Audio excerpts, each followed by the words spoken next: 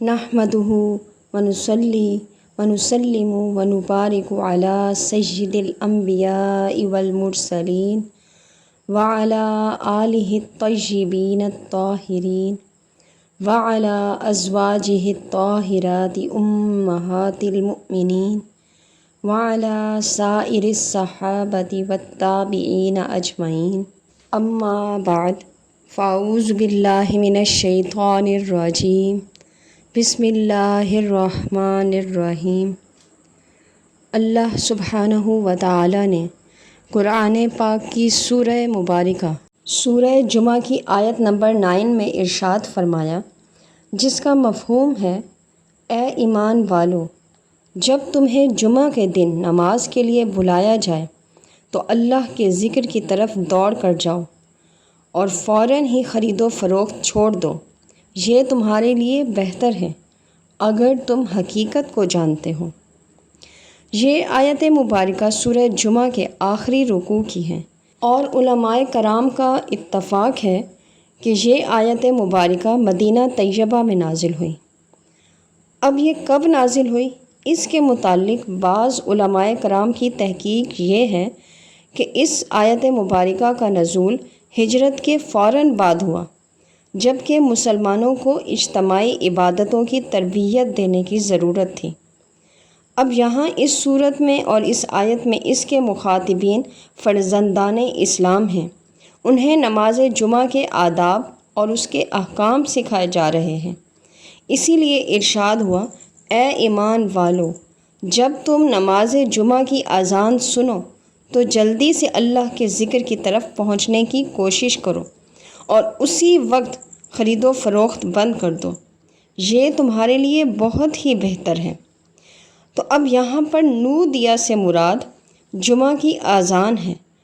اور فقہ حنفی کے نزدیک اس سے مراد پہلی اذان ہے جو خطبہ شروع ہونے سے کچھ دیر پہلے دی جاتی ہے۔ اب اس آیت مبارکہ میں جو اس او کا لفظ استعمال ہوا ہے، اس کا مطلب دوڑنا یا بھاگنا نہیں ہے، بلکہ وقار کے ساتھ تیزی سے چلنا مراد ہے، کیونکہ حضور صلی اللہ علیہ وآلہ وسلم نے بھاگ کر نماز میں شرکت کرنے سے منع فرمایا ہے۔ حضور علیہ الصلاۃ والسلام کا ارشاد مبارکہ ہے،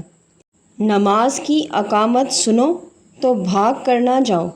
بلکہ بڑے سکون اور وقار کے ساتھ نماز کی طرف آؤ۔ جو رکعتیں مل جائیں وہ امام کے ساتھ پڑھو، اور جو فوت ہو جائیں انہیں سلام کے بعد فوراً ادا کرو۔ اسی لیے علماء کرام نے سعیٌ کا معنی یہ کیا ہے، اخلاص النیت والعمل، یعنی ارادہ کر لو اور وہاں جانے کی تیاری شروع کر دو۔ اب اس آیت مبارکہ میں صرف خرید و فروخت کو ختم کرنے یا بند کرنے کا حکم نہیں ہے، بلکہ تمام تر وہ مشاغل جو جمعہ کی نماز کی حاضری میں رکاوٹ کا باعث بن سکیں، ان سب کو ترک کرنا ضروری ہے۔ اب خاص طور پر خرید و فروخت کا ذکر اس لیے ہوا کیونکہ جمعہ کے روز لوگ باہر سے آتے اور بیچنے کے لیے اپنا سامان بھی لاتے اور شہر سے اپنی ضروریات خرید کر بھی لے جاتے تھے۔ اب ان ملحقہ بستیوں کے لوگوں کے آنے جانے کی وجہ سے جمعہ کے دن بڑی ہی چہل پہل ہو جاتی اور خرید و فروخت کا بازار خوب گرم رہتا تھا۔ اس لیے خصوصیت سے خرید و فروخت چھوڑنے کا حکم فرمایا۔ خرید و فروخت چھوڑنا اور جملہ مشاغل کو پس پشت ڈال کر مکمل تیاری سے نماز جمعہ میں حاضری تمہارے لیے تمام چیزوں سے زیادہ سودمند اور نفع بخش ہے۔ اب عبادات کے فرض کرنے کی بے شمار حکمتوں میں سے دو اہم ترین حکمتیں یہ ہیں کہ اگر انسان خلوص نیت سے ان عبادات کو عملی جامہ پہنائے تو وہ اس کے گناہوں کی بخشش اور مغفرت کا سبب اور بہانہ بن جاتی ہیں، اور دوسری حکمت یہ ہے کہ اللہ تعالیٰ کی انسان پر بے شمار نعمتیں ہیں جن کا شکر ادا کرنا اس پر لازم ہے، لہٰذا یہ عبادات اس کی نعمتوں کا شکر ادا کرنے کا سبب اور ذریعہ بھی بنتی ہیں۔ اور جب انسان اللہ تعالیٰ کی نعمتوں کا شکر ادا کرتا ہے تو وہ اپنی مزید نوازشات سے نوازتا ہے، اور اس مقصد کے حصول کے لیے اللہ تعالیٰ نے کچھ ایام مختص فرمائے ہیں جن میں اس کی خاص رحمتوں کا نزول ہوتا ہے اور گناہ گاروں کے گناہوں کو بخش دیا جاتا ہے، جس میں مثلاً شب معراج، جس میں اللہ تعالیٰ نے اپنے محبوب صلی اللہ علیہ وآلہ وسلم کو اور بے شمار نوازشات سے نوازا۔ وہاں یہ بھی اعزاز بخشا کہ اے میرے محبوب صلی اللہ علیہ وآلہ وسلم، میں نے آپ کے امتیوں کی ناقص نیکیاں قبول فرما لی ہیں اور ان کے گناہوں کو اپنی رحمت اور فضل و کرم سے بخش دوں گا۔ اور اسی طرح لیلۃ القدر عطا فرمائی، جس کی ایک رات کی عبادت کا ثواب 1000 مہینوں کی عبادت سے زیادہ ہے، اور فرمایا لیلۃ القدر خیر من الف شہر۔ شب برات عطا کی، جس میں بنو تمیم قبیلے کی بکریوں کے بالوں کے برابر اس امت کے گناہ گاروں کو بخشنے کا وعدہ فرمایا۔ اور اسی طرح خاص طور پر شب میلاد، جس میں سید العالمین صلی اللہ علیہ وآلہ وسلم باعث تخلیق کائنات کو پیدا فرمایا۔ یہ وہ رات ہے جس میں اللہ تعالیٰ کی رحمت کے فرشتے نازل ہوئے، اہل دنیا کو مبارکباد پیش کی۔ اس دن چرند پرند، حور و غلمان، اللہ تعالیٰ کے فرشتے اور دنیا کی ہر چیز خوشیاں منا رہی تھی، اور اگر کوئی ناخوش تھا تو وہ شیطان لعین تھا اور مارا مارا پھرتا تھا، خاک اٹھا کر اپنے سر میں ڈالتا اور واویلا کرتا تھا۔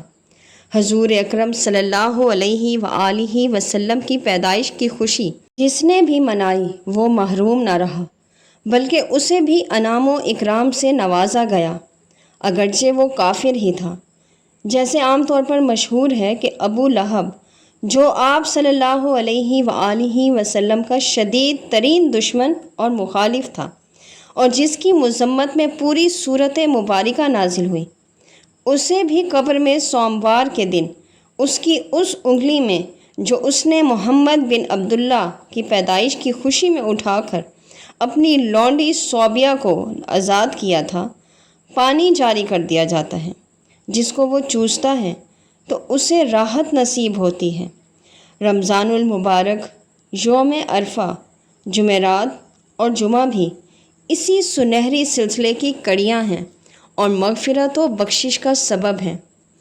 سابقہ امتوں کے لیے بھی ہفتے میں ایک دن عبادات، مناجات اور ریاضات کے لیے مقرر کیا گیا تھا، جس میں وہ اپنے رب کا ذکر کرتے اور اپنے گناہوں کی مغفرت اور بخشش کے لیے التجائیں کرتے تو ان کے گناہ معاف کر دیے جاتے۔ حضرت آدم علیہ السلام کے لیے جمعرات کو مقرر کیا گیا تھا۔ یہودیوں نے اپنی مناجات کے لیے سبت یعنی ہفتے کا دن مقرر کر رکھا تھا، اور اسی طرح عیسائیوں نے اتوار مختص کیا ہوا تھا۔ حضرت ابراہیم خلیل اللہ علیہ السلام کے لیے سوموار، زکریا علیہ السلام کے لیے منگل کا دن، اور حضرت یحییٰ علیہ السلام کے لیے بدھ کے ایام خاص تھے۔ یہودی آج بھی ہفتے کے دن اور عیسائی اتوار کے دن مناجات کرتے ہیں اور ان دونوں کی عظمت کے قائل ہیں، اور جب بھی یہودیوں نے اس دن کی عظمت کا خیال نہیں رکھا تو ان پر اللہ تعالیٰ کا عذاب نازل ہوا اور ان کی شکلیں بگڑتی گئیں اور وہ بندر بن گئے، یا ان کے اندر بندروں جیسی عادات پیدا ہو گئیں اور ان پر ذلت و مسکنت مسلط کر دی گئی۔ اسی طرح جمعہ کا دن نبی مکرم صلی اللہ علیہ وآلہ وسلم کے غلاموں اور امتیوں کے لیے رحمت اور بخشش کا ذریعہ بنایا گیا اور اسے سید الایام کہا گیا۔ جمعے کے دن میں ایک ایسی مقبول ساعت ہے جس میں اللہ تعالیٰ کا کوئی بندہ جو کچھ اس سے مانگتا ہے وہ اسے عطا فرما دیتا ہے، اور جو وہ دعا کرتا ہے وہ قبول ہوتی ہے۔ جمعے کے دن جو ساعت مقبول ہے اس کے متعلق بہت سے اقوال ہیں، مگر ان میں سے 2 قول زیادہ قابل اعتماد ہیں۔ بعض علماء کرام کا خیال ہے کہ وہ مقبول ساعت اس وقت شروع ہوتی ہے جب امام خطبہ کے لیے ممبر پر تشریف فرما ہوتا ہے اور اس کے نماز سے فارغ ہونے تک باقی رہتی ہے، اور بعض کا خیال ہے کہ وہ مقبول ساعت عصر کی نماز کے بعد شروع ہوتی ہے اور غروب آفتاب تک رہتی ہے، اور حضرت فاطمۃ الزہرا سلام اللہ علیہا کے نزدیک یہی قول زیادہ معتبر ہے۔ اسی لیے آپ سلام اللہ علیہا نے ایک غلام مقرر کر رکھا تھا کہ وہ جمعہ کے دن اس آخری ساعت سے آپ کو آگاہ کرے، لہٰذا جب وہ آپ کو آگاہ کرتا تو آپ سارے کام چھوڑ دیتی تھیں اور دعا کرنے میں مصروف ہو جاتی تھیں۔ اسی لیے جب اللہ تعالیٰ نے حضرت موسیٰ علیہ السلام کے سامنے جمعہ کے دن کی عظمت ظاہر فرمائی تو انہوں نے التجا کی کہ یہ دن انہیں عطا فرمایا جائے، تو اللہ تعالیٰ نے ارشاد فرمایا، اے موسیٰ، یہ دن تو میں نے حضور نبی مکرم محمد مصطفیٰ صلی اللہ علیہ وآلہ وسلم کی